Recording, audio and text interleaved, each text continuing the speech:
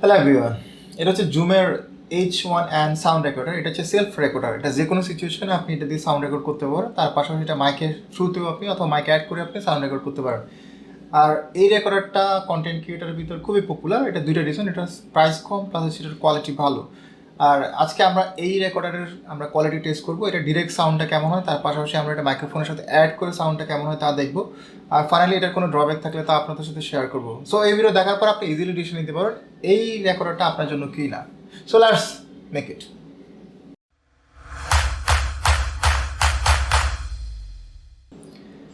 আমরা যখন এই ডিভাইসটা কিনবো, আমরা এই ধরনের একটা বক্সে আসবে, আর এটার সাথে আপনি ইউজার ম্যানুয়াল প্লাস হচ্ছে এই ডিভাইসটা পাবেন।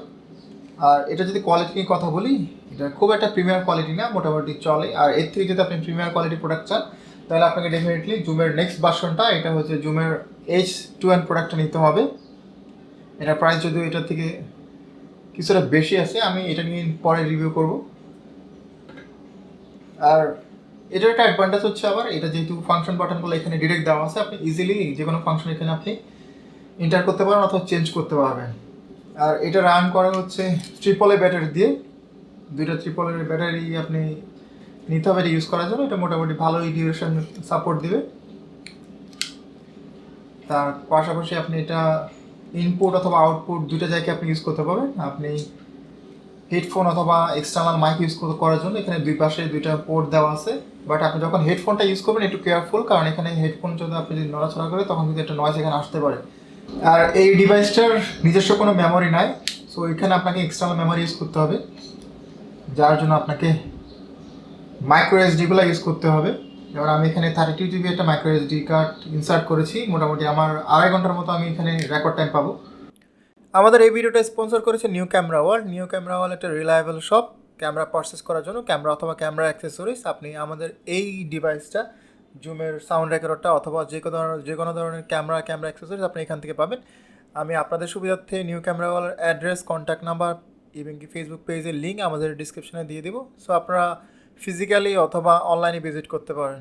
সো এই ডিভাইসগুলো যখন আমরা ইউজ করবো, একটা খুব ইম্পর্টেন্ট ফ্যাক্ট হচ্ছে এটা ডিস্টেন্সটা অথবা কোন পজিশনে এটা রাখবো। কারণ খুব কাছে উঠলে কিন্তু সাউন্ডটা একটু ক্লিয়ার হবে না অথবা ডিস্টর্টেড হয়ে যাবে, অথবা দূরে রাখলেও কিন্তু সাউন্ডটা খুবই লো হবে, কিন্তু ভালোভাবে রেকর্ডটা হবে না। সো একটা প্রপার ডিস্টেন্স খুবই ইম্পর্টেন্ট। আর এই ডিস্টেন্সটা হচ্ছে 30 সেন্টিমিটার থেকে 1 ফিটের মতো। এই ডিস্টেন্সের ভিতরে রাখলে এটা আপনি বেস্ট সাউন্ডটা পাবেন।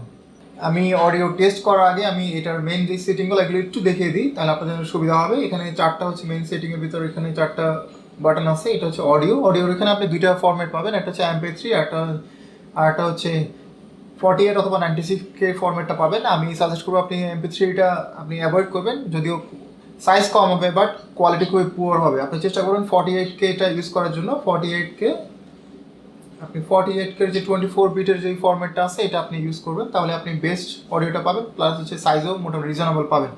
আর এরপর হচ্ছে লোকারটা মূলত যেই নয়েজটা আছে এক্সটার্নাল, এটা কিছুটা হলেও মিনিমাইজ করে।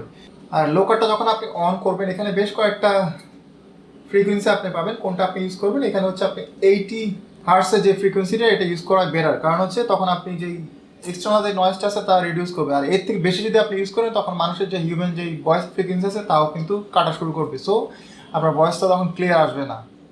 আর এরপর আমাদের সেটিং হচ্ছে লিমিটারটা একটা অ্যাডভান্টেজ আছে। যখন আপনি আনসার্টেন সিচুয়েশন শ্যুট করবেন, যখন সাউন্ডটা উঠবে আবার ড্রপ করবে, মানে টপ থেকে আবার পিকে যাবে, এই ধরনের সিচুয়েশন এটা খুবই কাজের। তখন আপনার যেই আপস অ্যান্ড ডাউন আছে এটা একটা লেভেলে রাখার চেষ্টা করবে। বাট এটা একটা ডিসঅ্যাডভান্টেজ আছে, তা হলো এটার সাথে সাথে এটা এই এনভায়রনমেন্টে নয়েজটাও কিছুটা ক্যাচ করে। সো আপনাকে চিন্তা করতে হবে আপনি কী চান। আর আমাদের সেটিংয়ের ফাইনাল বাটনটা হচ্ছে অটো লেভেলটা। এটা হচ্ছে আপনি যখন আনসার্টেন সিচুয়েশনে রেকর্ড করবেন, এটা সাউন্ড যখন আপ অ্যান্ড ডাউন হবে, এটা মোটামুটি গেইনটা নিজে থেকে কন্ট্রোল করবে। এটা হচ্ছে বেসিক্যালি গেইনের অটো কন্ট্রোলার। আর যখন আপনি এটা দিবেন, তখন কিন্তু আপ অ্যান্ড ডাউন সিচুয়েশনগুলো খুব সুন্দরভাবে এটা ম্যানেজ করবে। বাট যখন এটা আপনি অন করবে, তখন কিন্তু ডায়ালটা আর কাজ করবে না। সো এটা আপনার রিকোয়ারমেন্ট অনুযায়ী আপনাকে ইউজ করতে হবে। আর ওভারঅল যদি বলতে হয়, এটা ইউজ করা খুবই ইজি। আমরা এটা এখন কোয়ালিটি টেস্ট করব।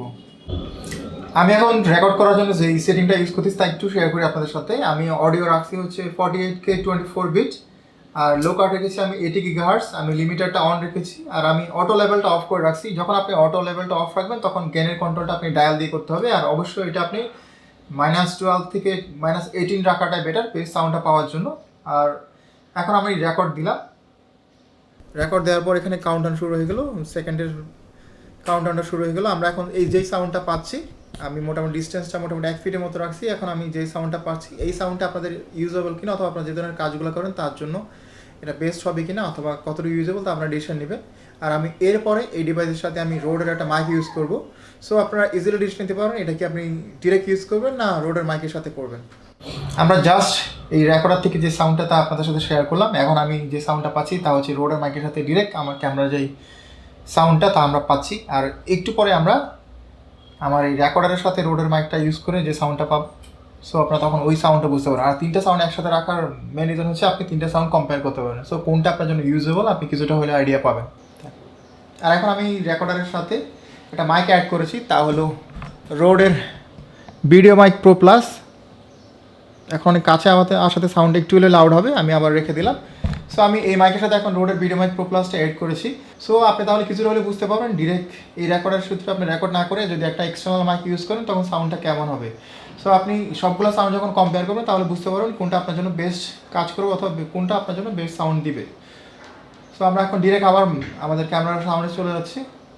আর এই ডিভাইসটা আমি আগেই বলেছি খুবই অ্যাফোর্ডেবল, এটার প্রাইস হচ্ছে 9,500 টাকা। আপনি যদি অন্যান্য রেকর্ডারের সাথে কম্পেয়ার করেন তাহলে অনেক বেশি। যেমন আমি একটু আগে ভিডিওর প্রথমে যে ডিভাইসটা দেখিয়েছিলাম রোডের H1n ডিভাইসটা, তার প্রাইস হচ্ছে অ্যারাউন্ড 15,000 টাকা। ওটা কম্পেয়ার করলে এটা কিন্তু খুবই কম। আর এই ডিভাইসের আমরা সবগুলো ফাংশন নিয়ে বিজ্ঞানের গাইড হিসেবে একটা টিউটোরিয়াল করব। আর এই ধরনের ইউজফুল টিউটোরিয়ালের জন্য আপনারা আমাদের চ্যানেলটা সাবস্ক্রাইব করে রাখতে পারেন। আর এই ডিভাইস নিয়ে যদি কোনো কোশ্চেন থাকে আমাদের কমেন্ট সেকশনে করবেন, আমরা চেষ্টা করি রিপ্লাই দেওয়ার জন্য। এতক্ষণ আমাদের সাথে থাকার জন্য ধন্যবাদ। আশা করি আপনার সাথে আবার দেখা হবে নতুন কোনো টিউটোরিয়াল কিংবা রিভিউতে। Till then, bye bye, take care.